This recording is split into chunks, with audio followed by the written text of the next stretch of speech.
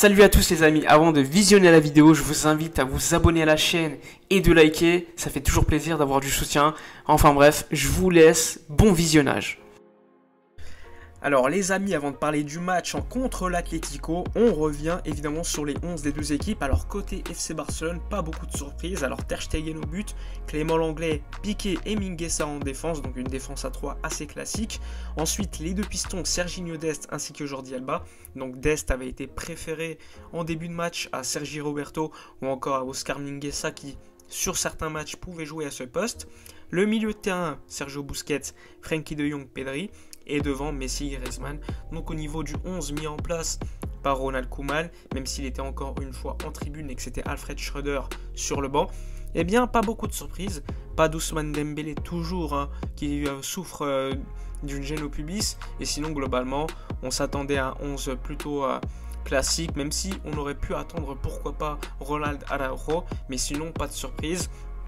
Tandis que côté Atlético, c'est quand même un 11 avec quelques surprises. Alors Oblak au but, Savic, Felipe en défense centrale, Trippier, Hermoso sur les côtés, même si Hermoso a tendance à être un défenseur central et Trippier a monté beaucoup plus. Ensuite Carrasco sur le côté et Lemar l'autre côté. Et les deux milieux de terrain, Marcos Llorente Coque devant Suarez Correa. Donc un 11 très offensif. Sur le banc, José Jiménez, Torreira, Saúl, João Félix ou encore Moussa Dembélé. Donc un 11 plutôt plaisant de la part de Cholo Simeone. Et évidemment, on s'attendait encore une fois à un 11 plutôt classique qui va défendre, qui va essayer de repartir en contre. Alors commençons par la première mi-temps. On a vu une équipe de l'Atlético Madrid avec un gros pressing pendant les 5-6 premières minutes, avec un Thomas Lemar qui a mis par moment le feu dans la défense Blaugrana. À un moment donné, il met une frappe qui manquait un peu de calcium de son pied droit. Et sinon, l'Atlético, fidèle à elle-même, qui a défendu très bas globalement. Mais sur certaines actions, lorsqu'il partait en contre, ça pouvait être très très dangereux. Malheureusement, assez rapidement, Thomas Lemar est sorti par blessure suite à un contact à un moment donné avec Pedri. Il a ressenti quelque chose derrière la cuisse, donc une blessure musculaire pour Thomas Lemar alors qu'il était en forme. Du coup, Cholo Simeone a fait rentrer Saúl Ñíguez et Carrasco a abandonné d'une certaine manière le côté parce qu'il était vraiment collé à la ligne et il est repassé un peu plus central. Et donc c'est Saúl qui est rentré, qui avait ce rôle de courir énormément et défendre sur Messi.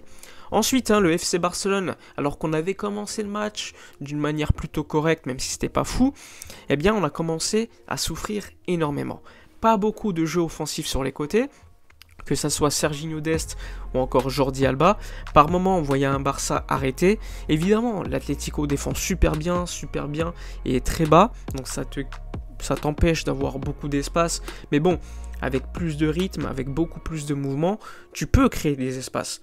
Mais quand tu es arrêté systématiquement, c'est très difficile. On a vu un Messi coller quasiment exclusivement les côtés, que ce soit le côté droit par moment ou le côté gauche. Évidemment, ça a libéré un peu l'axe avec Griezmann qui était largement esselé et c'était très difficile de trouver des espaces. Évidemment, Messi a essayé de créer quelque chose. Il a réussi à un moment donné, vers la 40e minute, il part tout seul et il te met une frappe mais exceptionnelle. En fait, tous les dribbles sont exceptionnels, mais il faut quand même noter l'arrêt de Jan Oblak, parce que c'est Oblak quand même qui te sort une parade incroyable, de grande classe. Ça aurait pu être le 1-0. Mais juste avant, l'Atlético avait eu quand même pas mal d'actions. À un moment donné, il y a un centre, il me semble que c'est pour Correa ou encore Suarez, et Clément Lenglet fait un tacle superbe qui permet de sauver le FC Barcelone. Sinon, après, ensuite, il y a eu pas mal d'actions. Carrasco a mis le feu. On a vu également Suarez, fidèle à lui-même, être insupportable par rapport aux adversaires. Mais bon, c'est Luis Suarez. Mais bon, il n'a pas été super dangereux. À un moment donné, Ter Stegen a dû faire un ou deux arrêts où il y avait un angle mort, angle fermé. Mais bon, Ter Stegen impeccable en première mi-temps. Le Barça a beaucoup souffert, que ce soit en défense avec Mingueza ou encore au milieu de terrain Pedri, et Busquets s'est sorti assez rapidement. On a vu Ilaix Moriba rentrer et du coup le semblant de contrôle qu'on pouvait avoir, on l'a littéralement perdu avec la sortie de Busquets. À voir ce qu'il a eu, parce qu'on voit clairement qu'il a pris un gros coup à la tempe et donc des potentiels vertiges. Et donc Frenkie de Jong est repassé à un poste de numéro 6 et Ilaix a pris ce rôle de relayeur qui se projette. En première mi-temps, on n'a pas beaucoup vu le jeu offensif du Barça. Il me semble qu'il y a eu 2 frappes seulement. À un moment donné, il y a Griezmann qui met une frappe de très loin et il y a eu la frappe de Messi. Donc globalement, un Barça décevant. On rentre à la mi-temps à 0-0, mais honnêtement, je pense que l'Atlético Madrid aurait pu facilement en marquer 1 ou 2. Mais heureusement, la défense du Barça, par moment, a sauvé. Que ce soit Clément Lenglet ou encore Marc-André Ter Stegen. Il y a eu pas mal d'actions où l'Atlético était vraiment maladroit. Il y avait largement la place de marquer un but. Et je pense que si la défense du FC Barcelone laissait autant d'espace que la défense de l'Atlético, je pense que le Barça aurait pu mener. Mais bon, ça n'a pas été du tout le cas. On a été très stérile. Manque d'idées. Un Pedri qui perdait énormément de ballons. Mais bon, c'est pas le seul. Jordi Alba, Dest, quasiment invisible. Enfin bref, passons maintenant à la seconde mi-temps. Alors en seconde mi-temps, le FC Barcelone a eu une occasion très rapidement par le biais d'un centre de Lionel Messi du côté droit, du pied droit, avec Clément Lenglet qui aurait pu laisser Ronald Araujo rentrer à la pause, marquer un but de la tête. Finalement, Clément Lenglet le gêne et donc pas de but pour le FC Barcelone. Et ensuite, l'Atlético a continué à contrôler le match d'une certaine manière. Le FC Barcelone jouait littéralement en transition. Sur la deuxième mi-temps, côté Barça, on a dû voir 1 ou 2 actions construites. Franchement, à un moment donné, il y a eu un centre après un travail effectué par Messi, Griezmann, Jordi Alba pour Ilaix Moriba et le sauvetage de Mario Hermoso. Mais globalement, à part cela, côté Barça, on n'a rien vu. On n'a rien vu du tout. On a attendu jusqu'à la dernière minute le coup franc de Messi. Mais sinon, rien du tout. Oblak a été impeccable comme d'habitude. L'Atlético ne s'est pas créé non plus pléthore d'occasions. Ter Stegen en seconde mi-temps s'est plutôt ennuyé, même si sur certaines séquences, il y avait quand même la panique dans la défense du Barça, mais Ronald Araujo défendait extrêmement bien. Et du coup, le Barça n'a pas été mis en danger en seconde mi-temps. On avait même l'impression que ce match nul pour les deux équipes les arrangeait, alors qu'en réalité pas du tout, puisque aujourd'hui, au moment où je vous parle, l'Atlético est toujours devant avec 2 points d'avance sur le FC Barcelone. Et surtout, si le Real Madrid gagne demain contre le FC Séville, c'est le Real qui est premier devant les 2 équipes.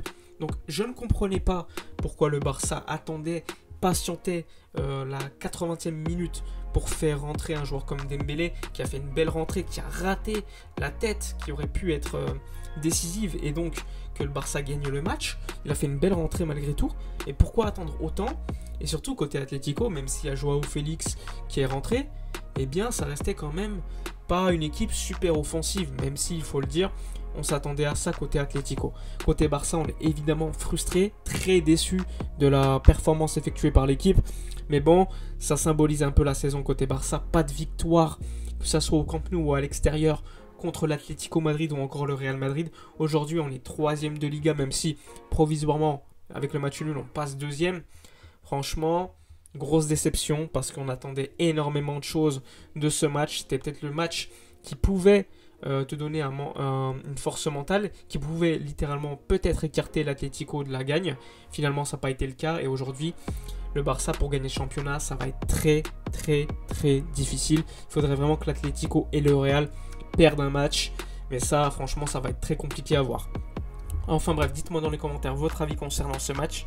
Votre homme du match côté Barça, même si ça va être très compliqué d'en trouver un. N'oubliez pas de vous abonner, de liker, commenter, partager. Moi, je vous dis à la prochaine et d'ici là, comme d'habitude, portez-vous bien.